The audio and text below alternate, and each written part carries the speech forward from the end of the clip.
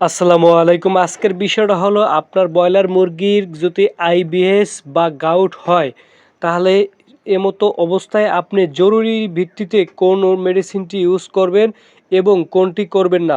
দেখেন যখন দেখবেন যে আপনি 100% শিওর হবেন যে আপনার মুরগির গাউট বা আইবিএস হয়েছে তখন আপনারা ভুলেও কেউ হাই অ্যান্টিবায়োটিক ইউজ করবেন না।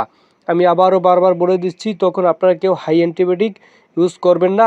আপনারা যে কাজটা করবেন সর্বপ্রথমে সেটা হলো যে আপনার লিভার টনিক যে আছে, এই লিভার টনিক গ্রুপের যে মেডিসিনটি আছে সেটা 1 মিলি দিবেন, 1 লিটার পানিতে 1 মিলি করে দিয়ে দেবেন। তারপরে যে কাজটা করবেন, এটার সাথে আপনারা নাপা যে সিরাপ আছে, এই নাপা সিরাপ ঔষধটা আপনারা মিক্স করে 1 লিটার পানিতে 1 মিলি করে এভাবে আপনারা দিয়ে দেবেন। আর একটা বিষয় যে দেখেন হঠাৎ করে গাউট আপনার ঠিক আছে আইবিএসে হানা দিছে, তো অলরেডি কিন্তু অনেকগুলো আপনার ঠিক আছে মর্টালিটি হয়েছে এবং আপনার যখন মুরগি দেখা যায় উপযুক্ত একটা সময় আসবে যে না আপনার মুরগির বয়স যখন 28-30 দিন হয়ে যাবে, তখন যদি এই রোগটা দেখা দেয় তখন আপনারা কি করবেন, যত দ্রুত সম্ভব একদিনের মধ্যে যদি মুরগি বিক্রি করে ফেলতে পারেন তাহলে ভালো, 2 দিনের মধ্যে বিক্রি করতে পারলে সেটাও ভালো।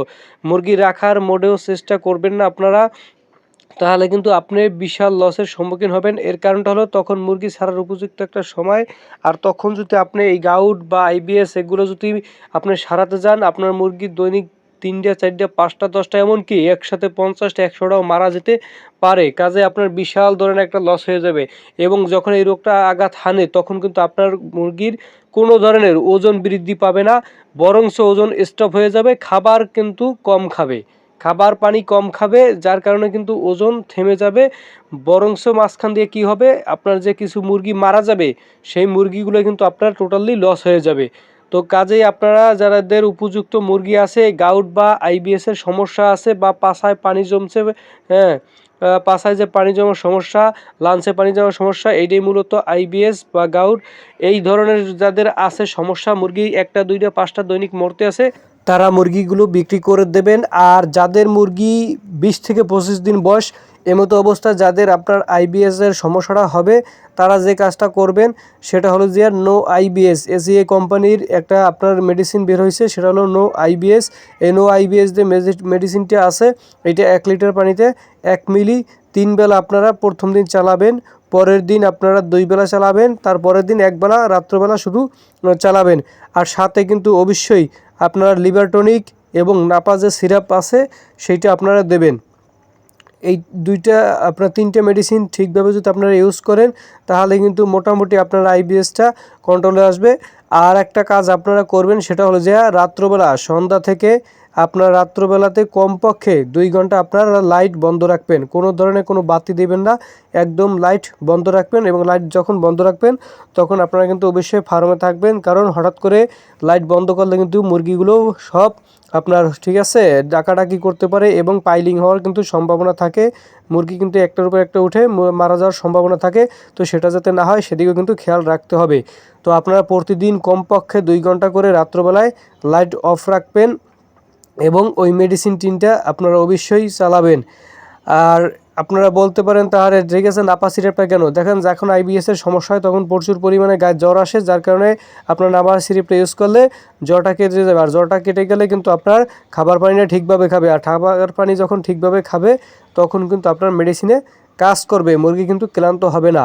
আর 2-1টা মর্টালিটি হতে থাকবে, এটা কোনো ডাক্তার কেহ আপনার ফিরাতে পারবে না, কম বেশি 2-1টা আপনার হবেই। ঠিক আছে, তো আপনারা বাতি নিয়ন্ত্রণ করবেন এবং খাবার এবং পানি অল্প অল্প করে কিছুক্ষণ পর পর দেবেন, এতে মুরগিতে খাবার পানিটা কিন্তু একটু বেশি করে খাবে। আর একটা কাজ করবেন সেটা হলো কিছুক্ষণ পর পর মুরগিগুলোকে একটু নাড়াচড়া দিয়ে দেবেন এবং যখন মেডিসিনের পানিটা দেবেন তখন মুরগিগুলো যখন আপনার মেডিসিনের পানি সম্পূর্ণ দেওয়া হয়ে যাবে, দেওয়া হয়ে যাওয়ার পরে আপনারা যে কাজটা করবেন সেটা হলো মুরগিগুলোকে সব ঘুরে ঘুরে সব জায়গায় মুরগিগুলো একটু নাড়াচড়া দিয়ে দেবেন, যাতে মুরগিগুলো উইঠা ওই মেডিসিনের পানিটা খায়। এবং যে মুরগিটা অসুস্থ আছে সেই মুরগিটাকে আপনার নিপেল অথবা আপনার সিজ দিয়ে আপনার পানি খাওয়াই দেবেন, তাহলে কিন্তু অনেকটাই উপকার আসবে। তো আশা করি ভিডিওটি আপনারা বুঝতে পেরেছেন। আইবিএস সম্পর্কে আমি আপনাদের মোটামুটি ধারণা দিয়েছি। আমি আমার লাইফে টোটালি একটা ব্যাচে আইবিএস হয়েছে এবং ওখান থেকে আমার কম বেশি অনেক শিক্ষা হয়েছে, যেটা আপনাদের সাথে আমি শেয়ার করলাম। এছাড়াও যদি আরও আপনাদের যদি আইবিএস সম্পর্কে যদি কোনো পরামর্শ প্রয়োজন হয়, তাহলে আমার সাথে যোগাযোগ করতে পারেন, অথবা এই ভিডিওর কমেন্ট বক্সে আপনারা কমেন্ট করে জানাতে পারেন যে আপনার কী প্রয়োজন, কোন ট্রিটমেন্টটা আপনার প্রয়োজন। আর আপনারা চাইলে আমাকে যে বড় ডাক্তাররা আসছিল আইসা আমার একটা মুরগি পোস্টমর্টেম করে তারপরে তারা প্রেসক্রিপশন দিয়ে গেছিলো, আপনারা যদি চান তাহলে আমি আপনাদের ওই প্রেসক্রিপশন নিয়েও একটা ভিডিও তৈরি করে দিতে পারি এবং সেই ঔষধগুলোর নাম একে একে সব বলে দিতে পারি, যেটা আপনি খাওয়ালে আপনার মুরগি 12 ঘন্টার মধ্যে সম্পূর্ণ সুস্থ হয়ে যাবে।